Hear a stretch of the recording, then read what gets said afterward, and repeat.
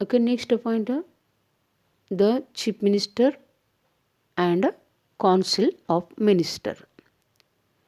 Chief minister को हर state के लिए एक चीफ मिनिस्टर होता है और उसके साथ उनके काउंसिल्स मिनिस्टर, जो सबके अलग अलग डिपार्टमेंट उसको डिस्ट्रीब्यूट किया, जो काउंसिल्स मिनिस्टर्स भी उसके साथ होता है।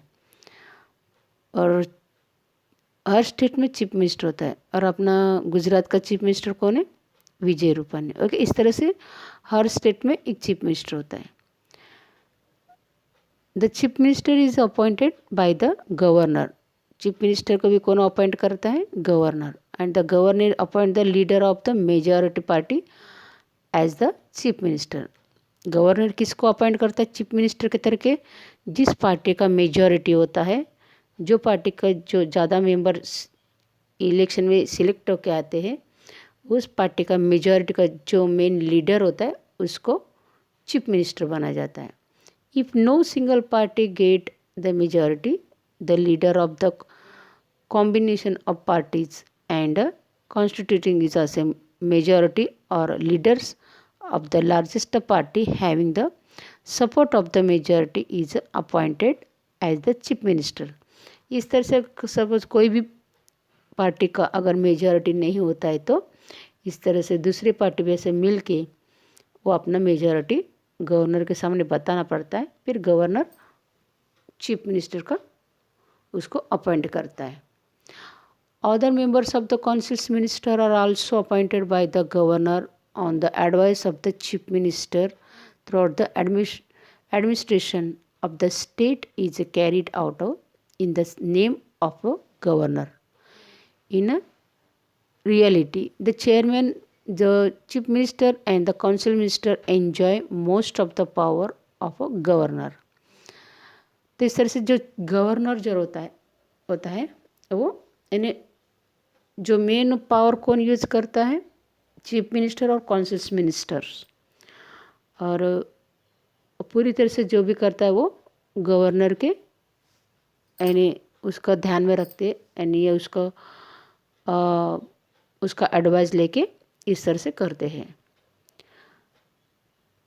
इन Gujarat the office of the chief minister and cabinet ministers is situated in a new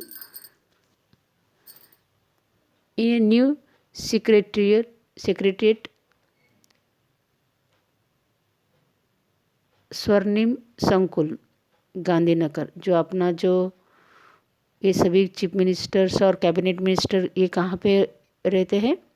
यहाँ पे गुजरात में गांधीनगर में स्वर्णिम संकुल जो है वहाँ पे ये रहते हैं। The governor administers the oath of seriously to the chief minister and the councils of minister orally, and there are after the sign the same in the state cabinet minister there are 4 types of ministers।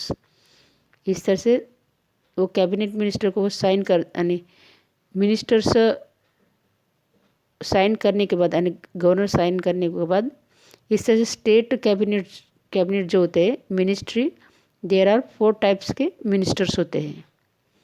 First होते हैं cabinet ministers, second होता है state level minister, और third होता है जो deputy level ministers, और D होता है पार्लियामेंट्री सेक्रेटरी। इस तरह से 4 टाइप्स के मिनिस्टर्स होते हैं। The chief minister is distributed the portfolios to the cabinet minister. Cabinet minister का जो सिलेक्शन कौन करता है? वो chief minister,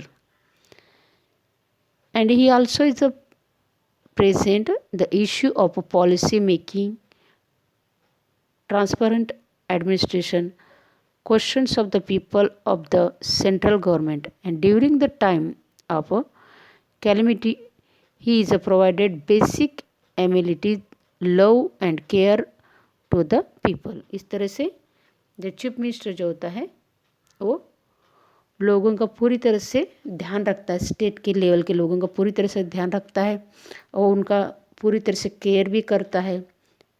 और उसका जो भी टाइम ड्यूरेशन होता है 5 इयर्स का जो भी टाइम ड्यूरेशन उसके अंदर का तो पूरी तरह से स्टेट के लोगों के ऊपर पूरी तरह से केयर करता है और उसके बेसिक जो भी होता है उसके पूरी तरह से प्रोवाइड करता है, चीज़ें जो भी प्रोवाइड करता है। He provides a strong leadership to the state and legislator. और इसके अलावा the chief minister is the torch bearer and a path of the finder of the government policies and regarding the growth of the state। इस तरह से जो state को पूरी तरह से आगे बढ़ाने का या स्टेट का लोगों को अच्छा रखना या तो पूरी तरह से देखभाल करना, इस तरह से चीफ मिनिस्टर अपने कैबिनेट मिनिस्टर के साथ मिलके स्टेट को आगे बढ़ाने का काम करता है। और इस तरह से वो पूरी तरह कामकाज जो है, जो स्टेट गवर्नमेंट का पूरी तरह से कामकाज हो, वो अपने मिनिस्टर्स के साथ मिलके इस तरह से अपना एडमिनिस्ट्रेशन चलाता है। नेक्स्ट एडमिनिस्ट्रेटिव सिस्टम, नेक्स्ट में एडमिनिस्ट्रेटिव एग्जीक्यूटिव।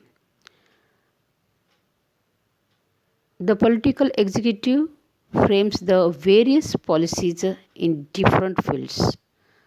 इस तरह से जो पॉलिटिकल एग्जीक्यूटिव होते हैं जो अलग अलग तरीके से पॉलिसीज फील्ड से इसके अंदर होता है।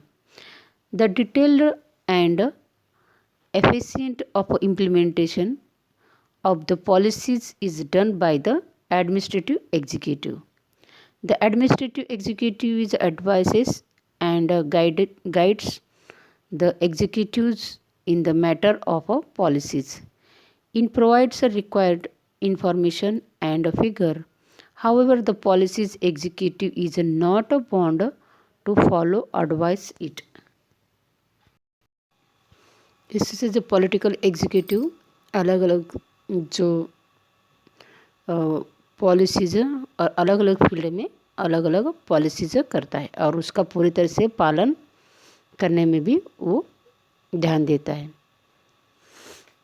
No matter of the how the important और welfare ordinate are the policies laws and they are not effectively also implemented by the administrative executive, then its purpose is merit.